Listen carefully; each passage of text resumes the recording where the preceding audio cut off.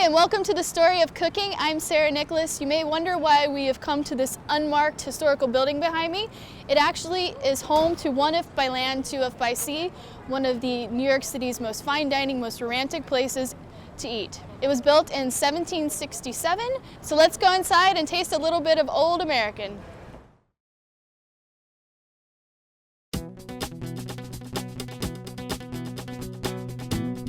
Hi, and welcome to the Story of Cooking. I'm Sarah Nicholas.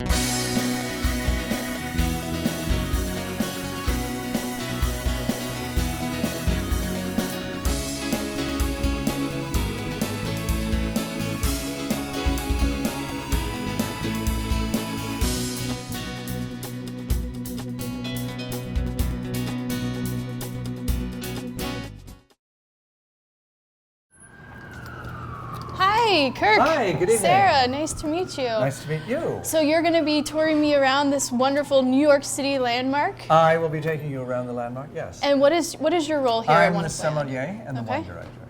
Oh, excellent. And what is this around your neck? That is the sommelier's tasting cup. Okay, excellent. Normally a cellar cup, but we wear it as a badge of office. Very cool. I love, you already feel like you're walking into a spectacular location when you're greeted with someone like you.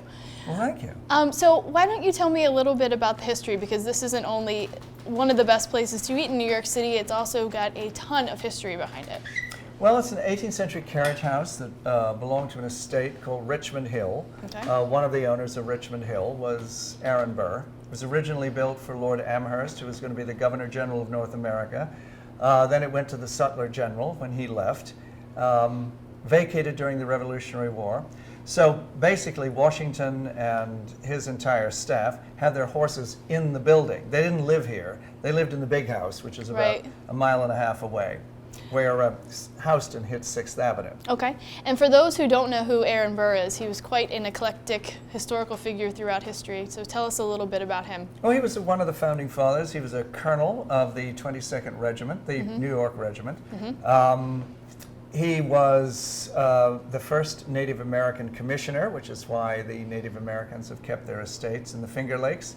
He knew Thanendeguia, who was the chief of the nation, entertained him at Richmond Hill. And he was a second vice president of the United States. Right, under TJ, Thomas Jefferson. Exactly, and then went off to the Louisiana adventure, and then off to be a secret agent in Europe. Oh, wow. And everyone probably knows what he's most famous for. He's most famous for shooting Alexander Hamilton after Hamilton made an unfortunate remark at a dinner in Albany and refused either to withdraw the accusation or claim that he was drunk. So what part of this building is original? Most of it is original. There are claims that it was built in 1834, but it is actually built in 1754 on the profits of the French and Indian War. The bricks were all of English make rather than Dutch. The buildings in New York that are sort of orange brick, those are usually done by the Dutch because they used a different sort of sand. They got the sand and the clay from New Jersey. The English got it from upstate, so there was more iron in it. They're more red brick. Right. And in the neighborhood, those sort of short 2 to 3 story buildings, green shutters, white sashes, and green doors, those are all 18th century. Or 18th century reproductions, about early 19th century, and all owned by the Astors. Oh, okay. And what about what's behind us? Behind us, you have one of the huge timbers that was probably the tree felled upstate, drifted down the river, which is what they normally did, and used it for construction, brought ashore, and they're used at the base of the buildings. 18th century building was usually timber, straight across, and then layers of bricks, and then another timber, and then bricks, and so forth, all the way up. Gotcha. So this wasn't always a carriage house, right? It was also... Well, it had a number of lives, a number of incarnations. It started as a carriage house. It became a bordello in the middle of the 19th century, a very quiet bordello when it moved down from another area in New York. Then again, it became a carriage house and a livery stable because the owner, the blacksmith, who made the chandeliers, also shoot all the dray horses in the village, all the fire horses, because next door is a fire station, all the milk wagons and so forth. And then after that, it was a theater, and then after a theater, it became a restaurant again. Okay, in the 1970s, correct? Yeah. So what's next, Kirk? Well, we have to show you the barn and the garden. Okay, let's do it. And this is the main dining room, referred to as the garden room. Of the original buildings, that was the barn, and this was the carriage house. The rear doors of the carriage house are removed by the two original owners of the restaurant, because actually they were the ones that put the roof up and joined the two buildings. Okay. But that is, all of that is the original barn. There were 3 doors, the main door in, and then there were 2 on either side that had half doors so the horses could stick their heads out. And the kitchen is behind that, and it takes up the full length of what would have been the barn. And the entrances up there, or the openings up there, were the hayloft, where there used to be a huge bar and a stanchion in order to draw hay up. The staircase is original, although the railings have been replaced. And that was a second entrance to the upstairs, with another staircase that was removed. And now all of that's dining. And now it's the mezzanine. That's a dining area. Okay. So how did One If by Land, Two If by Sea get its name? It's obviously a reference to Paul Revere, correct? It is. But that happened in Boston. And the original person who actually did the ride was William Dawes. Okay. Paul Revere was arrested by the cavalry and was only released and escaped when the firing started, and did not go in the direction of Lexington and Concord. But nevertheless, because he was the wealthiest silversmith in Boston and a member of the Sons of Liberty, he was immortalized. But the name came from the fact that one of the original owners was taking a citizenship exam, and the INS officer had been a high school teacher who insisted that no good American did not know the Midnight Ride of Paul Revere, and which is probably the only thing Americans know about the Revolutionary War anyway. Well, you get it both by Henry Wadsworth Longfellow, who was an American author, and you get it the next year usually as in history class as an actual event in order to pass out. So everybody is very familiar with it. It says immediately Revolutionary War. Right. There's no question about it. And the interesting thing was when they did it, the other owner, original owner, said, well, that's interesting because One If by Land and Two If by Sea, everybody knows it's 18th century, so we don't have to explain it's an 18th century building. We don't have to explain, that Aaron Burr owned it because it's part of Richmond Hill. And land and sea can indicate meat and fish. Why not try that? And the name stuck, and 42 years later, we're still here, and everybody remembers. Oh yeah, it's you definitely remember the name for sure. So can you tell us a little bit about that stained glass that's above us? The stained glass came from an Anglican church in the Hudson Valley that was being pulled down when the two owners bought their house, the original owners bought their house in the country. And they all remembered driving by the church, because usually it was at night and that stained glass window was lighted. And the people that were pulling it down generously gave them the stained glass window, and then had the center glass changed to the logo for the restaurant. Oh, okay. It's beautiful. Well, now that we've gone over the building and the stained glass window, shall we go to the table? Absolutely. I think it's about time you had something to eat. Yes, thank you.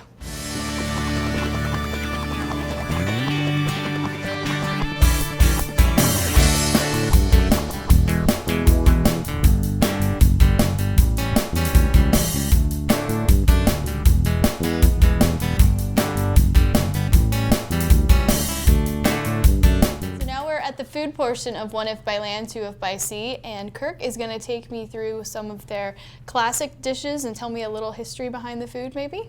So what do we have here first? Right there you have the beef Wellington, which is our staple dish. Wellington is traditionally made in a loaf, so if you want your rare cuts, they're usually in the center. If you want your well-done cuts, they're usually on the end. One of our regular guests, Mrs. Onassis, never got the right temperature, so she approached one of the original owners and she said, can't we do this as a one-on-one? So this dish is in honor of her. So it's an individual, yes, it's an individual beef Wellington. It's good. An 8-ounce filet mignon topped with a puree, a duxelle of mushrooms and foie gras, wrapped entirely in a light filo pastry dough and baked. and then it's accompanied today by carrots, Vidalia onions, fingerling potatoes, and golden beets with a Bordelaise reduction, which is originally from a Bordeaux wine, 18th century in style. So it had to be certain percentages, usually half and half Merlot and Cabernet, Petit Verdot, a little Malbec, and Carmenere, a grape that now only lives in Chile, although they've replanted it at Phylloxera in France. And you probably have a lot to do with the sauces, being that you're the sommelier. Well, I try to assist whenever the chef asks for input. So let's taste. How best should I go about this? Just slice the Wellington. We grade the temperature from the very center, so if it's red in the very middle of the fillet, it's rare. If it's pink, it's medium, and medium rare falls between pink and red. I should get a little of... Yes, a little of everything. Very, very good. And Do you make the own pastry dough too? Oh yes, we make everything. Oh, the phyllo, everything is made here. I can see why it was Jackie Onassis' favorite, and it's still a classic to this day. And the wine pairing you would like to talk about? That's a Bordeaux. It's Chateau Paris, which is a Merlot-driven wine. There's also a little Petit Verdot, Carmenere, and Malbec in that. And what was this over here? And those are golden beets. Oh, golden beets. Okay. Exactly. I don't like eating alone. Would you like to have some with me, and maybe you can talk about the wine? Okay. Here we go. How about this? I'll just move that, and there we are. Little. Well, it's a very healthy portion. Oh yes. It's so beautiful though. All the different colors. Everything probably is done very seasonally here, I'd imagine. Oh, everything is very seasonal.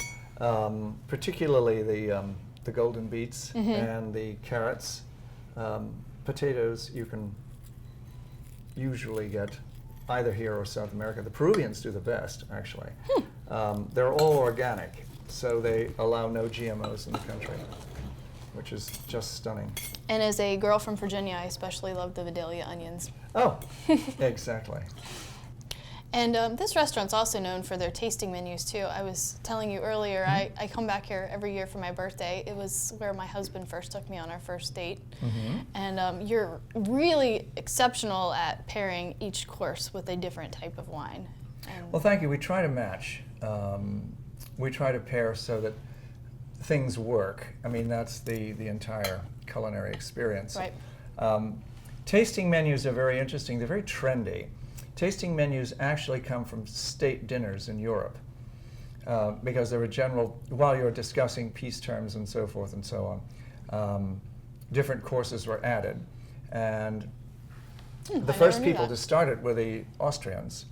And so what I try to look at for the wine list is to make sure that there are things on the list that Aaron Burr certainly would have tasted while he was in Europe, because once he left the United States, he did a grand tour of Europe. Right. He was a very good friend of Lafayette's. Yeah, a lot of French wines you serve, well, I imagine. The interesting thing is that in Jefferson's book on wine, everything that Jefferson learned, he learned from Talleyrand, because Lafayette was too busy state events, training the National Guard, doing everything else in France. And Jefferson was pestering him about wine. He has a vineyard on his property in Monticello. Yeah. Once he came back from being American representative in Europe, he brought back cuttings. And unfortunately, they didn't do very well in Virginia. No. Although right now, the Monticello estate has a wonderful sparkling Chardonnay. Yes. Yes. I actually visited there not too long ago. And eventually we'll find out who carries it here in New York and get it imported. Well, this was a fantastic beef Wellington. I can see why it's definitely one of your most famous dishes. So now we're going to enjoy 2 desserts. Yes, we're not done yet. There are 2 desserts to go. Very good. So we have 2 signature desserts here from... Exactly. You have the lemongrass flan with creme chantilly and mixed berries and a little powdered sugar. And here you have the père tatin with, which is a poached pear, with a coconut crumble, mascarpone cheese, and a light mousse. Wow. So, and we've paired it, actually. We've paired your lemongrass flan because it has a citric quality with an orange muscat from Quaddy Vineyards in California. It originally is an essentia, and the cuttings were taken actually from Hungary, and the essentia was restored after phylloxera because they got them back from California. And muscat's a very sweet wine. Well, your dessert wine should be actually a little bit sweeter than your dessert. Oh, whatever you're eating, okay. it should be just a little bit sweeter than your dessert and complement it. With the Père Tartin, we have a Popa, which originally it's the original port, actually, before the English added brandy to it to ship it overseas. So all the grapes are indigenous to Portugal. The blend is very light, so you get a lot more fruit. It's a lot crisper on the flavor profile, so you don't get that almond quality that you normally do with a port, with a tawny port anyway. And so it brings out the essence of the pear, particularly because it's been lightly poached with a port. Okay, great. What should we try first? The lemongrass. Go for the flan. You can taste the lemongrass, obviously. Very creamy and very delicious. Well, this is delicious. I could sit here all day and just eat dessert. It's one of my favorite things. So thank you for this lovely meal. Tell us about how someone can find One If by Land, Two If by Sea. Well, we're 17 Barrow Street. We've been here for 40 years. The number is 212-228-0822. Call for reservations, or you can do it online. We're listed at oneifbyland.com. We're also on Open Table. Okay. And we always reconfirm the reservations. So if you call to make a reservation, we will generally call you the day before, if not that day, to reconfirm your reservations to make sure you're coming. And it's a busy restaurant, so you definitely want to make reservations. It's known as one of the most romantic places in New York City to dine, and of course one of the most fine dining places as well. So definitely one of the most romantic. Yes, absolutely. Well, thank you, Kirk. It's been a pleasure. Everything has been delicious, and I can't wait to come back. So we had a great time with Kirk today at One If by Land, Two If by Sea. He's the sommelier there, and he knows everything about the restaurant, its history, and a lot about cuisine. Today we are actually going to take an ancient technique of poaching and apply it to fruit. So again, poaching fruit is something that you would find in probably the oldest cookbook. I think that was definitely done, maybe the first cookbook was from Greece during the ancient times. And it's certainly something that would have been done in the 1700s in New York City when One If by Land, Two If by Sea, the carriage house, was built.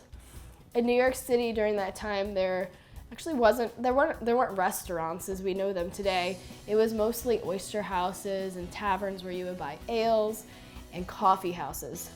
But this definitely would be something that maybe people would do at home or for special occasions, holidays, that kind of thing. So I'm actually just taking several different kinds of stone fruit, and we call it stone fruit again because it's got the pit on the inside, or the stone. And these are all in season now. It's kind of hard to poach fruit that's not stone fruit because it needs to hold up to the poaching process.